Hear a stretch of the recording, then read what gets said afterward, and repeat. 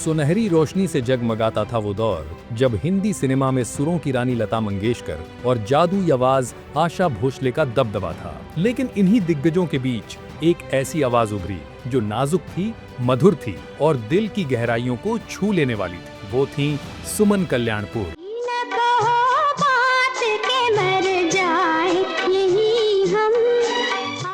एक ऐसी गायिका जिनकी आवाज को सुनकर लोग अक्सर कहते, क्या ये लता जी गा रही हैं? लेकिन नहीं, ये थी सुमन, जिनका अपना अंदाज था, अपनी पहचान थी। आइए आज चलते हैं उस सुरमई सफर पर जहां सुमन की आवाज ने हिंदी संगीत को एक नया रंग दिया।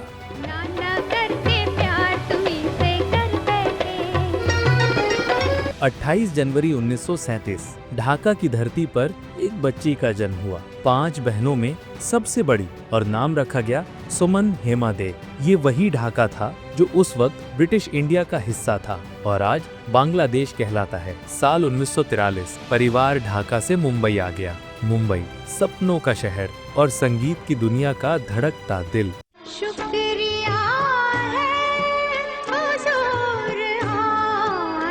यहीं से सुमन का असली सफर शुरू हुआ। बचपन से ही परिवार को एहसास था कि इस बच्ची की आवाज में कोई जादू है। मुंबई पहुंचते ही उन्होंने संगीत की तालीम लेना शुरू कर दी। सुमन बचपन से ही आरसी बोराल, केसी डे और केएल सहगल की गायकी से प्रभावित। कानन देवी की मीठी तान और सचिन देव बर्मन के बांग्ला गीत उनकी आत्मा में उतर गए। और फिर आया वो पल जिसने उनकी जिंदगी बदल दी। एक कार्यक्रम में जब महान गायक तलत महमूद ने उनकी आवाज सुनी तो वे रुक गए, मुस्कुराए और बोले, मैं जरूर तुम्हारे साथ युगल गीत गाऊंगा। धीरे धीरे उनका करियर परवान चढ़ने लगा। मगर लगता है कुछ ऐसा ना तुम हमें जानो ना हम तुम्हें जाने। ये गाना सुनकर लोग समझ बैठे कि इसे लता मंगेशकर ने गाया है, लेकिन सच ये था, ये आवाज थी सुमन कल्याणपुर की। यहीं से शुरू हुआ उनका संघर्ष। उनकी आवाज लता जी से इतनी मिलती थी कि कभी ये वरदान बनी तो कभी मुश्किल। एक बार उन्हें लता जी के साथ युगल गीत गाने का मौका मिला। सुमन घबराई हुई थी,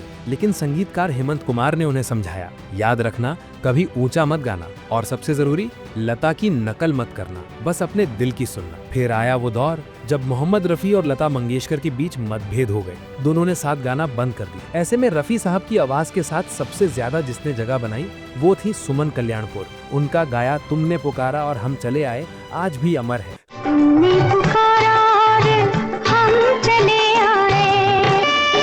शंकर जयकिशन के साथ भी उन्होंने कई हिट दिए। ये गीत आज भी जवानी की पहचान है। हाँ, उस दौर में अक्सर लोग उनके और लता जी के बीच फर्क नहीं कर पाते थे। रेडियो सिलोन पर गीत बजते समय गायकों का नाम नहीं बताया जाता था। कई बार रिकॉर्ड्स पर भी गलत नाम छप जाते।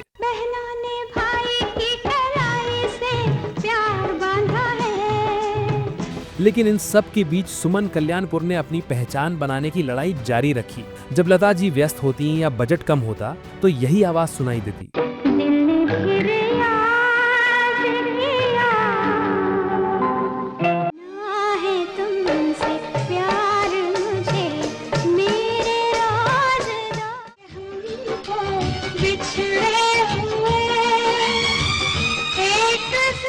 अल्लाह करम करना मौला तू रहम करना, अल्लाह करम करना।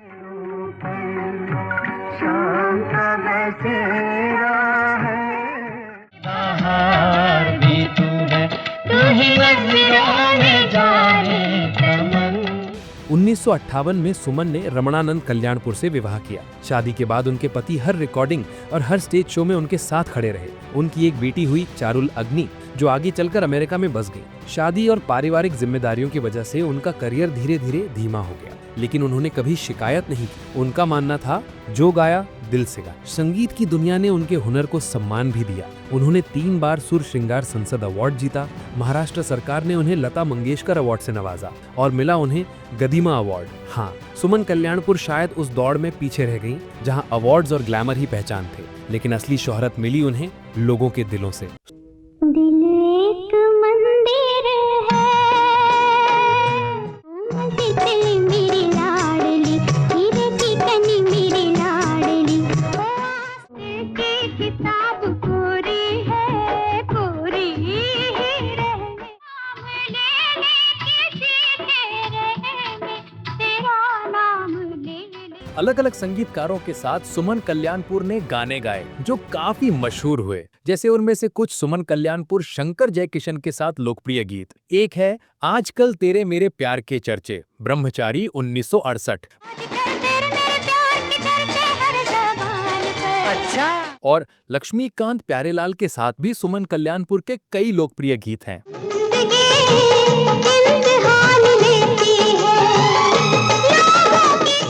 सुरों का ये सफर भले ही कभी कभी परछाइयों में छुप गया हो, लेकिन सुमन कल्याणपुर की आवाज आज भी उतनी ही उजली है जितनी उनके सुनहरे दौर में थी। उन्होंने हमें सिखाया कि पहचान पाने के लिए शोर मचाना जरूरी नहीं होता, बस दिल से गाना ही काफी है। सुमन के गीत, उनकी मधुर आवाज आने वाली पीढ़ियों को हमेशा ये याद दिलाएंगे कि सुर जब दिल से निकलते हैं तो अमर हो जाते हैं। यही है सुमन कल्याणपुर का असली जादू और यही है उनकी अमर पहचान। दोस्तों, ये थी आज की हमारी पेशकश। उम्मीद करता हूं आप लोगों को जरूर पसंद आई होगी। पसंद आए तो लाइक जरूर करें। ऐसी ही और दिलचस्प और जानकारी से भरी वीडियो देखने के लिए हमें सब्सक्राइब जरूर करें। धन्यवाद।